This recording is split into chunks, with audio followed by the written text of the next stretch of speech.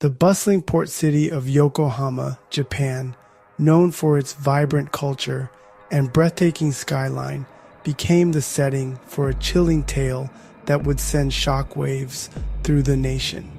Ayumi Kuboki, a seemingly unassuming nurse, confessed to a crime of unspeakable horror: the systematic murder of over 20 elderly patients under her care. Kuboki, a woman entrusted with the well-being of the vulnerable, had become an angel of death. Her actions a stark betrayal of the oath she had sworn to uphold. The revelation of her crimes sent a chill down the spines of those who heard it, leaving an indelible mark on the hearts of the victims' families. The halls of Oguchi Hospital, once places of healing, now stood as silent witnesses to unspeakable acts. The case, shrouded in secrecy and marked by a sense of disbelief, unfolded like a macabre mystery. Kuboki's motive, initially a puzzling enigma, gradually came into focus, revealing a disturbing truth that challenged the very foundations of human compassion and the sanctity of life itself. Why would a young nurse, seemingly dedicated to her profession, resort to such horrific acts? Kuboki's confession offered a glimpse into the twisted rationale behind her killing spree. She believed she was easing the suffering of her patients, claiming that she targeted those nearing the end of their lives. Her warped sense of mercy, however, did not align with reality. Some of her victims were far from death's door, their lives cut tragically short by Kuboki's misguided judgment. Her actions, far from merciful, were a chilling reminder of the dangerous allure of playing God, the instrument of mercy or a tool of death. The line blurred in Kuboki's hands. Her method was calculated and cold. Kuboki injected an antiseptic solution, benzalkonium chloride, into the IV drips of her unsuspecting victims. This potent substance, intended for external use, wreaked havoc within their bodies, leading to agonizing deaths.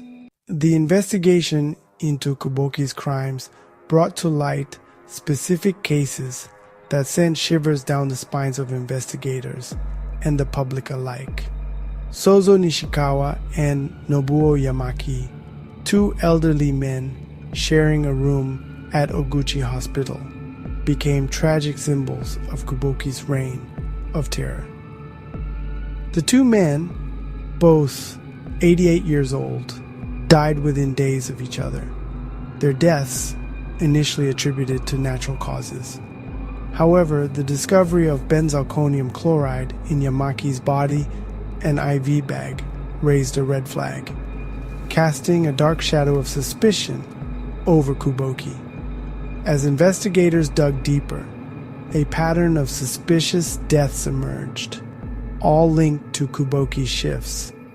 The discovery of punctured IV bags containing traces of the deadly antiseptic further solidified her guilt, painting a grim picture of premeditation. Kuboki's arrest sent shockwaves through Oguchi Hospital, a place that should have been a sanctuary of healing.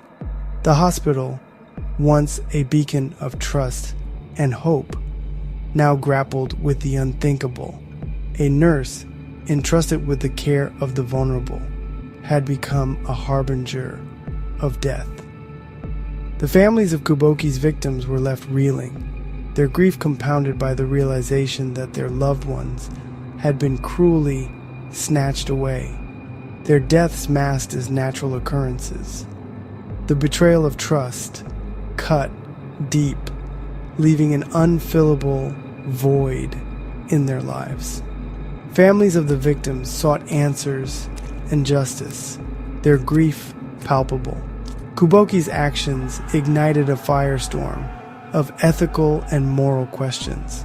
How could a healthcare professional sworn to preserve life engage in such horrific acts?